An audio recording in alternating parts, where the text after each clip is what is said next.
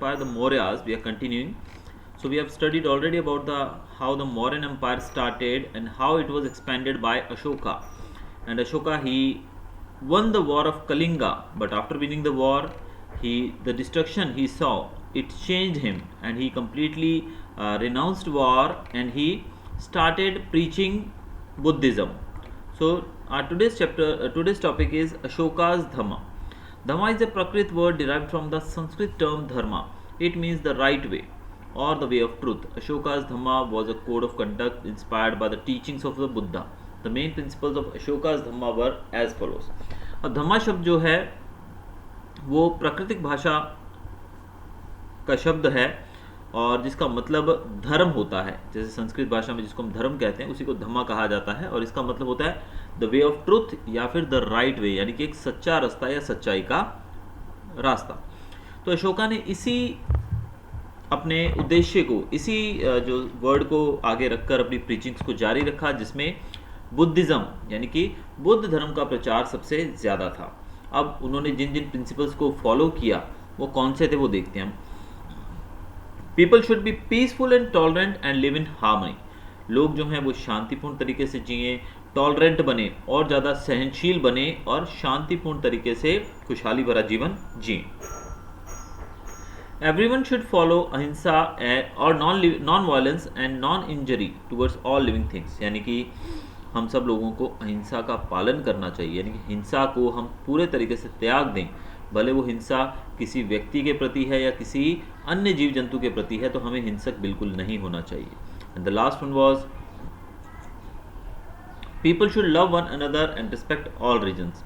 कि लोगों को हर एक रिलीजन की रिस्पेक्ट करनी चाहिए और हर एक रिलीजन जो है उसके प्रति उनके मन में प्यार और आदर सम्मान होना चाहिए, यानी कि वो किसी एक धर्म के पक्ष में नहीं थे. Next is people should be truthful, kind and generous towards all. लोग जो हैं उनको ट्रुथफुल यानी कि सच्चाई के रास्ते पर चलना आना चाहिए, यानी कि दे शुड बी ट्रुथफुल यानी कि सच्चे होना चाहिए. जनरस यानी कि दयालु, और काइंड तो दयालुता से भरे हुए लोग होने चाहिए. पीपल शुड ओबे elders and elders should treat children with understanding. लोग जो हैं वो बड़ों को ओबे करें, यानी कि बड़ों का आदर सम्मान करें, उनकी आज्ञा का पालन करें, और जो बड़े थे वो भी बच्चों को बहुत ही ज़्यादा अच्छे तरीके से अंडरस्टैंडिंग के साथ उनसे बिहेव करें. Ashoka set a personal example by strictly following the principles of Dhamma and inspired others to do the same. As a part of Dhamma, he planted trees along the roads for shade, dug wells, built rest houses, and constructed hospitals for humans and animals.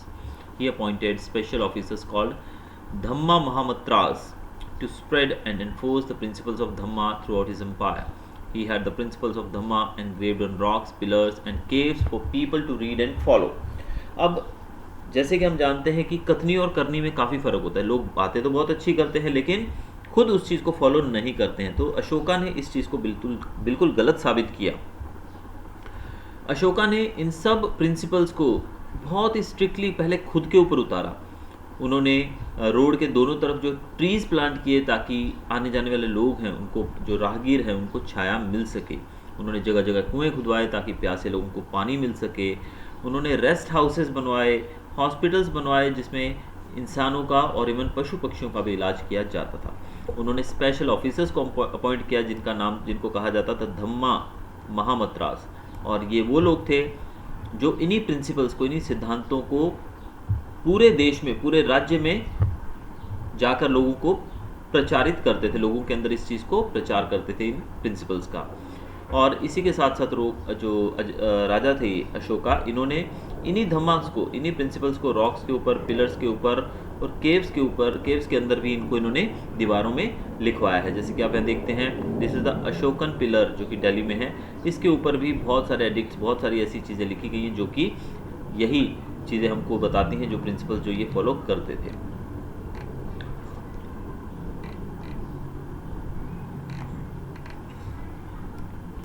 Next is Ashokan edicts. Ashoka was the first Indian ruler who spoke to his people through his edicts. Edicts are royal orders or proclamations. Ashoka's edicts were inscribed on stone pillars, rocks, boulders and caves. Ashoka पहले ऐसे ruler थे जो अपने लोगों से, अपनी प्रजा से एडिक्ट्स के द्वारा यानी कि जो कि जैसे एनग्रेविंग की जाती है जो चीज़ों के ऊपर नक्काशी, जैसे कि यहाँ पर पीछे आपने देखा, तो इस तरीके से लिख के वो बातें करते थे, बात करते थे। अभी बातें करने का मतलब यहाँ पर नॉर्मल टॉक्स के नहीं था, लेकिन अपना जो उनका जो प्रिंसिपल्स थे, जो ऑर्डर्स थे, जो वो अपने साम्राज्य में चाहते थे, वो सब चीज़ें वो इन पिलर्स के ऊपर, रॉक्स के ऊपर, और बड़े बड़े ऐसे जो पत्थर के टुकड़े जिनको हम बॉर्डर्स कह देते हैं, पिलर्स कह सकते हैं, इनके ऊपर वो एंग्रेव करके लोगों तक अपना संदेश पहुंचाते थे। Most of our information about Ashoka come from his edicts. In these edicts, Ashoka is referred to as Piyadasi, meaning blessed by the gods, and Ashoka refers to his people as his children. अब ये जो addicts हैं, जो कि इन्होंने कढ़ाई ये जो करके, इन्होंने एनग्रेविंग करके जो भी चीज़ें हमारे पास, हमारे सामने आज भी जो हैं इनके द्वारा दी गई, उन चीज़ों के ऊपर से ही हमें इनके जीवन के बारे में सबसे ज़्यादा इन्फॉर्मेशन मिलती है। बट अदरवाइज़ हमारे पास कोई ज़्यादा इन्फॉर्मेशन इन राजाओं के बारे में नहीं है। लेकिन अशोका ने से बहुत सारे एडिक्ट्स बनवाए थे, ऐसे बहुत सारे पिलर्स और ये चीज़ें थी जिनके ऊपर इन्होंने एनग्रेविंग के द्वारा अपने जो प्रिंसिपल्स उनको लिखवाया था। और सबसे ज़्यादा इन्फॉर्मेशन हमें इनके द्वारा इन्हीं एडिक्ट से मिलती है। और अशोका जो थे वो अशोका को पियादसी के नाम से यहाँ पर संबोधित किया जाता था इन एडिक्ट्स के अंदर, और जिसका मतलब होता है ब्लेस्ड बाय द गॉड्स, यानी कि भगवान के द्वारा जिनके ऊपर बहुत ज़्यादा ब्लेसिंग हो, दैट इज़ पियादासी। और अशोका जो थे वो अपनी प्रजा को, अपने लोगों को, अपनी जनता को अपने चिल्ड्रन, हिज चिल्ड्रन यानी गॉड्स चिल्ड्रन करके इनमें संबोधित करते थे। The addicts contain orders and messages about Ashoka's Dhamma. In addicts के अंदर कुछ और बात नहीं होती थी, बस अशोका के जो धम्मा यानी कि जो प्रिंसिपल्स के बारे में हमने जो ये पढ़ा, या 4-5 प्रिंसिपल्स जो दिए गए थे, इन्हीं को यहाँ पर लिखा जाता था। His efforts to spread Buddhism and the welfare measures he undertook for his people. His edicts are found throughout India and in parts of present-day Pakistan. They are written in the Brahmi, Kharoshti, Greek and Aramaic scripts. अब जो अशोक जो थे उनके बारे में हम बहुत सारी चीज़ें जो हमें पता लगती हैं वो इन्हीं एडिक्ट से पता लगती हैं। और उन्होंने बुद्धिज़्म का प्रचार करने के लिए ये चीज़ें शुरू की थी, यानी कि एडिक्ट्स लिखना उन्होंने इसीलिए शुरू किया था ताकि वो अपने प्रिंसिपल्स जो हैं, अपने जो भी ये प्रिंसिपल्स हैं, धम्मा जो है, इसके प्रिंसिपल्स को वो लोगों तक पहुंचा सकें। और ऐसे एडिक्ट्स जो है पूरे भारतवर्ष में हैं, हमें अलग अलग जगह पर देखने को मिलते हैं। इसके साथ साथ जो आज का पाकिस्तान है, जब अशोका रूल करते थे उस समय पाकिस्तान नहीं था, वो एक भारत का ही एक पार्ट था। इस कारण से यहाँ पर भी काफ़ी उनके ऐसे एडिक्ट्स हमें देखने को मिलते हैं। इनको कौन सी भाषाओं में लिखा गया है वो यहाँ पर बताई गई कि इनके अंदर जो स्क्रिप्ट यूज़ की गई है लिखने में वो ये स्क्रिप्ट है, जिसमें Brahmi, then Kharoshthi, then Greek and Aramaic script, इन स्क्रिप्ट्स का यूज़ किया गया है। द मौर्यन एडमिनिस्ट्रेशन, तो हम पढ़ेंगे मौर्यन एडमिनिस्ट्रेशन के बारे में कि मौर्यन काल में एडमिनिस्ट्रेशन का क्या हाल था, वो किस तरीके से एडमिनिस्ट्रेट किया जाता था राज्य को। The Mauryan administration was based on the guidelines for good government laid down in Chanakya's Arthashastra. तो चाणक्य जो कि इनके मेंटर थे, इनके गुरु थे एक तरह से हम कह सकते हैं, या फिर इनके मंत्री थे जिन्होंने इनको अपना साम्राज्य इतना बड़ा करने में जो मदद की थी, वो चाणक्य, उनके द्वारा लिखी गई एक पुस्तक थी जिसका नाम था अर्थशास्त्र। और इस पुस्तक के अंदर उन्होंने किस प्रकार से, चाणक्य ने लोगों को बताया था, उस पुस्तक में लिखा गया था कि किस प्रकार से आप एक अच्छा एडमिनिस्ट्रेशन जो है, यानी कि एक अच्छी सरकार बना सकते हैं। तो चाणक्य की कई बातें जो अर्थशास्त्र में उन्होंने लिखी थी, उन्हीं को फॉलो करके, उन्हीं गाइडलाइंस के ऊपर बेस्ड इनकी गवर्नमेंट थी। The administration was centralize and the king had supreme power. तो ये एडमिनिस्ट्रेशन थी सेंट्रलाइज थी, यानी कि एक ही आदमी के पास थी और वो थे राजा। A council of ministers called मंत्रिन परिषद, एक काउंसिल ऑफ मिनिस्टर्स, जैसे आज भी हमारे जो मंत्री वगैरह होते हैं उनको हम काउंसिल ऑफ मिनिस्टर्स कहते हैं, जिनको उस समय मंत्री परिषद कहते थे। वो होते थे उनके मंत्री जो कि राजा को एडवाइस करते थे, राजा को अलग अलग मुद्दों के ऊपर सलाह देते थे, अलग अलग इश्यूज़ के ऊपर। The government was divided into different departments which were looking after by officials appointed by the king. Government जो थी वो अलग अलग डिपार्टमेंट में बांटे गए होते थे। जैसे कि आज भी आप जानते हैं गवर्नमेंट जो है वो, हमारे जो मंत्री हैं वो अलग अलग मंत्रालय उनको दिए जाते हैं ताकि वो अलग अलग मंत्रालयों पे नज़र रख सकें। कोई रेलवे मिनिस्टर है, कोई हेल्थ मिनिस्टर एक्सेट्रा, तो उस समय भी अलग अलग मंत्रालय लोगों को दिए जाते थे। लेकिन उनके ऊपर नज़र रखने के लिए ऑफिशियल्स भी होते थे जो कि राजा के द्वारा अपॉइंट किए जाते थे। Officials such as Mahamatras looked after the day to day affairs of the government. Mahamatras जिनको कहा जाता था, ऑफिशियल्स को, जो ऑफिसर्स होते थे वो लोग दिन प्रतिदिन के जो सरकार के कार्य होते थे उनके ऊपर नज़र रखते थे। The kingdom was divided into provinces, और जो राज्य था ये प्रोविंसेस में डिवाइडेड था, which were under the control of royal princes and Kumaras. यहाँ पर बात की जा रही है प्रोविंसेस की। प्रोविंसेस का मतलब राज्य बहुत बड़ा था अशोका का, इस कारण से उसको छोटे छोटे प्रोविंसेस में बांटा गया था, यानी कि छोटी छोटी स्टेट्स में बांटा गया था, और इन स्टेट्स के अंदर अलग अलग राजकुमार जो थे वो यहाँ पर रूल करते थे छोटे छोटे एरियाज़ के ऊपर। The provinces were divided into districts, जैसे आज हमारी स्टेट्स हैं तो उस समय प्रोविंस होते थे, आज हमारे डिस्ट्रिक्ट हैं, वैसे वो प्रोविंसेस भी डिस्ट्रिक्ट में डिवाइड किए जाते थे। Each district had many Nagraj और ग्रामाज, जैसे कि आज भी हम जानते हैं हर एक डिस्ट्रिक्ट के अंदर गांव भी होते हैं और शहर भी होते हैं, तो उस प्रकार उस समय भी डिस्ट्रिक्ट के अंदर नगर यानी कि छोटे टाउन्स और ग्राम यानी कि विलेजेस भी होते थे। There were officials at every level of administration who collected taxes, worked as जजेस एंड केप्ट रिकॉर्ड्स। उस समय भी ऑफिशियल्स होते थे हर एक लेवल पे, यानी कि जैसे आप जानते हैं आज हमने पिछले चैप्टर्स के अंदर पढ़ा है ग्राम पंचायत, तालुका पंचायत, डिस्ट्रिक्ट पंचायत और म्यूनसिपैलिटी और म्यूनसिपल कॉर्पोरेशंस के बारे में, उसी प्रकार उस समय भी हर एक लेवल पर सरकार होती थी, यानी कि एडमिनिस्ट्रेशन के लिए ऑफिसर्स को अपॉइंट किया जाता था जो कि अलग अलग कार्य करते थे, जैसे कि कुछ लोग टैक्स कलेक्ट करने का काम करते थे, कुछ लोग जजेस होते थे जो कि रिलेटेड टू जुडिशरी सॉल्व करते थे समस्याएं, और रिकॉर्ड्स वगैरह रखने के लिए भी सारी सुविधाएं उस समय दी जाती थी। The tax money was used for building and maintaining roads, wells, rest houses, irrigation projects in the army। और उस समय जो टैक्स लिया जाता था उनका उपयोग किया जाता था आर्मी को बिल्डअप करने में, इरिगेशन यानी कि पानी हर जगह पर पहुंचे ताकि और ज़्यादा खेती हो सके उसके लिए, और रोड, वेल्स और रेस्ट हाउसेज लोगों के लिए आराम गृह बनाने में इनका पैसे का उपयोग किया जाता था। There was an espionage system and the spies informed the king about what was going on inside and outside his kingdom. The Mauryaans had a large, well-equipped standing army which included infantry, cavalry, elephants, chariots and navy.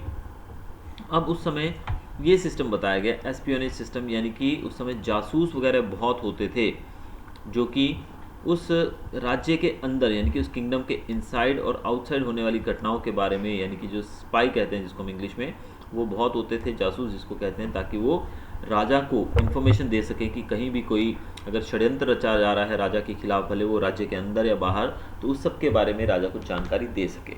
इसके साथ साथ Mauryan army जो थी वो बहुत ही strong थी, उसके अंदर इन्फेंट्री भी थी जो कि पैदल लड़ने वाले जो सैनिक होते हैं वो भी थे, फिर वो तीरंदाज जो होते हैं आर्चर्स वो भी थे, उनके पास हाथी पे लड़ने वाले सैनिक भी थे, और चैरियट्स रथों पे लड़ने वाले सैनिक भी थे, और नेवी भी उनकी काफ़ी स्ट्रॉन्ग थी। अब देखेंगे हम सिटी ऑफ पाटलिपुत्रा के बारे में। Pataliputra was the capital city of Mauryan empire. Pataliputra जो कि कैपिटल थी यहाँ की मौर्यन एम्पायर की। Megasthenes in his book Indica mentions that Pataliputra was large, impressive and magnificent. अब ये क्वेश्चन आपको याद रखना है कि पाटलिपुत्र किसकी कैपिटल थी? मौर्यन एम्पायर की कैपिटल थी। उस समय मैगस्थनीज नामक एक ट्रैवलर थे, जैसे कि आपने सुना होगा ह्यूनसांग के बारे में, तो वैसे ही ह्यूनसांग के साथ साथ भारत में उस समय मैगस्थनीज नामक एक चाइनीज़ ट्रैवलर आए थे, और उन्होंने भारत का भ्रमण करने के बाद जब अपने देश लौटे तो उन्होंने एक किताब लिखी जिसको कहा जाता है इंडिका। तो इंडिका किताब के अंदर उन्होंने पाटलिपुत्र का वर्णन किया है और बताया है कि पाटलिपुत्र बहुत ही बड़ा, इम्प्रेसिव यानी कि बहुत ही खूबसूरत और बहुत ही ज़्यादा इम्प्रेसिव, बहुत ज़्यादा मतलब इम्पैक्ट डाले हमारे ऊपर, ऐसा सिटी था। It was a walled city with several gates and towers. इस सिटी के बारे में बताया गया कि वॉल्ड सिटी यानी कि चारों तरफ से ऊंची ऊंची दीवारों से कवर्ड सिटी था। इसके अंदर बहुत सारे गेट्स थे और बहुत सारे टावर्स थे। टावर्स इसलिए होते थे ताकि दूर तक नज़र रखी जा सके। The king's palace was made of stone while the houses of people were made of brick and wood. राजा का जो महल था वो स्टोन से बना होता था और लोगों के घर ईंट और लकड़ी से बने होते थे। The city was well connected to various parts of the empire. और जो सिटी थी पाटलिपुत्र वो उनके एम्पायर के अलग अलग पार्ट से बहुत अच्छे से कनेक्टेड थी। The city administration was looked after by a group of 30 officials divided into 6 committees। अभी जो सिटी एडमिनिस्ट्रेशन था यानी कि सिटी के अंदर जो एडमिनिस्ट्रेशन का काम था, जो इसको देख रेख करने का, इसको चलाने का जो कार्य था सिटी का, वो 30 लोगों का ग्रुप होता था वो चलाता था, और 30 लोगों का ग्रुप जो कि 6 कमिटीज़ में बटा होता था, यानी कि 5-5 लोगों की 6 कमिटीज़ होती थी, और हर एक जो कमिटी थी वो अलग अलग डिपार्टमेंट को सुपरवाइज करती थी। आगे हम देखेंगे आर्ट एंड आर्किटेक्चर के बारे में। Indian art and architecture reached a new height under the Mauryas.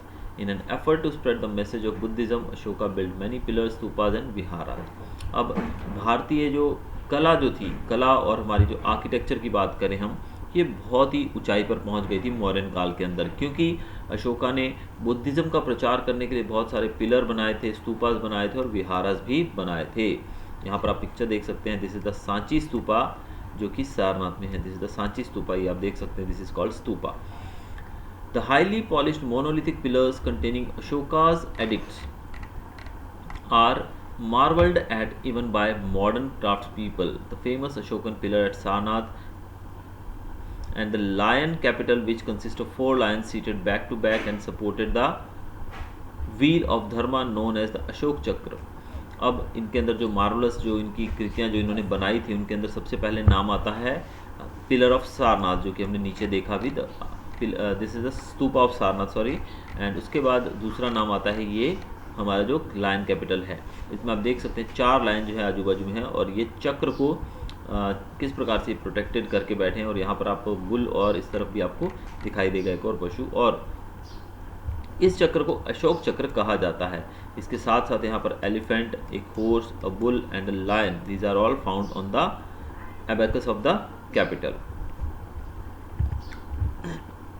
तो ये चारों जो जानवर हैं इसी के ऊपर देख रहे हैं, एबैकस ऑफ द कैपिटल, यानी कि ये जो पिलर जो बना हुआ जो आप देख रहे हैं, इसका ये जो ये पार्ट रहता है, इसी को एबैकस कहा जाता है। इसके दोनों तरफ हमें ये सब एनिमल्स की जो आकृतियां हैं देखने को मिलती हैं। The lion capital has been adopted as the national emblem of India, और आप जानते हैं इसको हमने नेशनल एम्बलम के रूप में भी एक्सेप्ट किया है। द अशोक चक्र is also found in the national flag, हमारे राष्ट्रीय तिरंगे झंडे के अंदर भी अशोक चक्र का सम्मिलित किया गया, अशोक चक्र को डाला गया है। Ashoka also constructed many stupas and viharas. A stupa is semi-spherical mound containing the relics of the Buddha. The most well-known stupa is the Sanchi stupa at Sarnath. It contains 4 gateways which are richly carved. These carvings consist of animal figures and tails from the Jatakas. अब यहाँ पर हम बात करते हैं stupas की। Stupas जो हैं वो इस प्रकार के एक सेमी सर्कुलर हम बोल सकते हैं। आप देखिए इसका सर्कल जो है, ये सेमी सर्कुलर एक आकृति बनाई जाती है डोम की शेप में, और इसके ऊपर इसके अंदर रेलिक्स होते हैं। रेलिक्स मतलब गौतम बुद्ध के अस्थियां हम कह सकते हैं, उनके जो मरने के बाद जो पार्ट्स बचते हैं, यानी कि अस्थियां जो है वो इसके अंदर रखी गई हैं। और इसके अंदर जो सांची स्तूपा है वो सबसे फेमस माना जाता है, और इसके 4 गेटवे हैं जो कि बहुत ही अच्छे से कार्विंग की गई है, और इसके ऊपर एनिमल फिगर्स भी ड्रॉ किए गए हैं। और जताका से कुछ टेल्स, जताका किताब का नाम है, जताका कथा, जताका टेल्स करके किताब है, जिसके अंदर बहुत सारी कहानियाँ दी गई हैं जो हमको बहुत सारी मोरल वैल्यूज सिखाती हैं। तो उनमें से बहुत सारे जताका टेल्स भी यहाँ पर एनग्रेव की गई हैं। अब vihara is a Buddhist monastery for monks. Viharas क्या होते हैं? विहारास मतलब एक मोनेस्ट्री कह सकते हैं हम, मठ जिसको बोलते हैं, जहाँ पर साधु लोग रहते हैं, साधु साधवियाँ और नंस वगैरह ये लोग रहते हैं, वो उसको कहा जाता है विहार। तो अशोका ने ऐसे विहारास का भी बहुत सारा विहारास का निर्माण किया है। द अर्लीस्ट वो the rock cut caves made during the modern time, और इसमें सबसे प्राचीन की बात की जाए तो रॉक कट केव्स जो हैं, जो कि मॉडर्न टाइम्स में बनी थी, वो सबसे प्राचीन मानी जाती है। द बेस्ट, इसमें बेस्ट की बात की जाए तो वो है द बराबर and the Nagarjuna hills near गया इन बिहार। तो गया के नज़दीक में बिहार में ये जो 2 जगहों का नाम दिया गया है, ये सबसे ज़्यादा प्रख्यात मानी जाती हैं। The Mauryans also build beautiful palaces which were quite impressive. इसके अलावा मॉरन्स ने बहुत सारे पैलेसेज भी बनाए जो कि बहुत ज़्यादा इम्प्रेसिव भी थे। तो हमने देखा कि जो मॉडर्न एम्पायर था किस प्रकार से वो बड़ा। After the battle of Kalinga भी हम देखें कि किस प्रकार से जो राजा थे उन्होंने उस कलिंग के युद्ध को भी जीता, और उसके बाद जो उनका हृदय परिवर्तन हुआ, उसके बाद उन्होंने लड़ाई का जो रास्ता, ये जो था हिंसा का रास्ता, इसको त्याग दिया और सिर्फ अपने जो बुद्धिज़्म का प्रचार करने में वो लग गए। तो इस प्रकार अब आप समझ सकते हैं कि उस समय बहुत सारे राज्य थे, एक राज्य दूसरे पे हमला करता था। तो यहाँ पर अशोका जो थे उनका जो पूरा ध्यान था वो कहाँ था? सिर्फ और सिर्फ अपने राज्य के अंदर बुद्धिज़्म को प्रमोट करने पे था, और विश्व में बुद्धिज़्म को प्रमोट करने के लिए उन्होंने, यानी कि हिंसा का रास्ता तो उन्होंने त्याग दिया था। तो ऐसे में क्या उस समय कोई किंगडम जो था वो सरवाइव कर सकता था बिना दूसरे के द्वारा अटैक किए?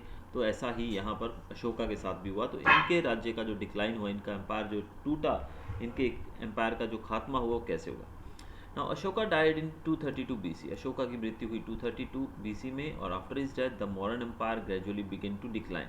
और इनकी मृत्यु के साथ ही इनका जो राज्य था धीरे धीरे डिक्लाइन यानी कि पतन की तरफ बढ़ने लगा। There were many reasons for this. Ashoka successors were weak and could not control such a large empire. इसके लिए बहुत सारे कारण हैं, जिसमें पहला कारण बताया गया कि इनके जो सक्सेसर थे, यानी कि इनके बाद जो राजा आए थे, इनके सक्सेसर, वो वीक थे और इतने बड़े एम्पायर को वो कंट्रोल नहीं कर पाए। As various far-flung territories were isolated and communication was difficult, the outlying provinces broke away. Perhaps enough taxes could not be collected to maintain a large army. A series of attacks from the north also weakened the empire. अब इसमें बहुत सारे कारण बताए गए हैं, जिसमें से पहला बताया कि उनके जो सक्सेसर्स थे वो वीक थे और कंट्रोल नहीं कर पाए। दूसरा यहाँ पर रीज़न ये दिया गया है कि राज्य बहुत बड़ा था।